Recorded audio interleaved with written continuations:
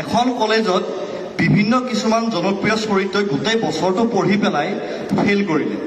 Fail কৰাৰ পাছত প্ৰিন্সিপালৰ লগত কাজিয়া কৰিব যায় প্ৰিন্সিপালৰ কেবিনত।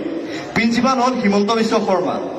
প্ৰথমতে ফেইল কৰিলে মুন্না ভাই, MBBSৰ মুন্না ভাই, লগত আছে চাৰ্কিট। ये मामू वहाँ ग्रेजुएट में अगर कोई मरने की हालत में रहा तो उसको एग्जाम देना जरूरी है क्या?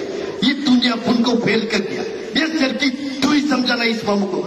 ये भाई टेंशन लेगा नहीं देगा, खाली पीली मज्जा नहीं लाई। ইয়াৰ পাছত ফেইল কৰিলে BTADৰ দল হাগ্ৰামা মহিলাই। চাম্বা তই মোক ফেইল কৰাই দিলি না, একদম বেয়া কাম কৰিছা দেই, কিন্তু এইটো মোক পাছ কৰাই দিল, বহুত বেয়া কাম কৰিছা। তই তাৰ পৰীক্ষাত নম্বৰেই পোৱা নাই, কি ধৰণে পাছ কৰাই দিম? তোৰে নাম্বাৰ নাই, তই মামা নহয়, বেইমান থয়। ইয়াৰ পিছত হঠাৎ এটা খবৰ আহিল যে এজন ল'ৰাই কেমেষ্ট্ৰিৰ পেপাৰ ফালি এক্সাম হলৰ পৰা গুচি আহিলে। গতিকে গোটেই কলেজৰ উৎপাত। সেই ল'ৰাজন প্ৰিন্সিপালৰ কেবিনত। তই যে কেমেষ্ট্ৰিৰ পেপাৰখন ফালিলি কিহৰ কাৰণে, তই কি কৰিবি? এই ডিগ্ৰীটো মোক নালাগে। প্ৰথম কথা, এইটো মোৰ ডিগ্ৰী নহয়, এইটো বেলেগে লওঁ। ইউ কেনট ডিক্টেট মি। তাৰপিছত মানে কি, তই কি কৰি খাম বুলি ভাবিছ?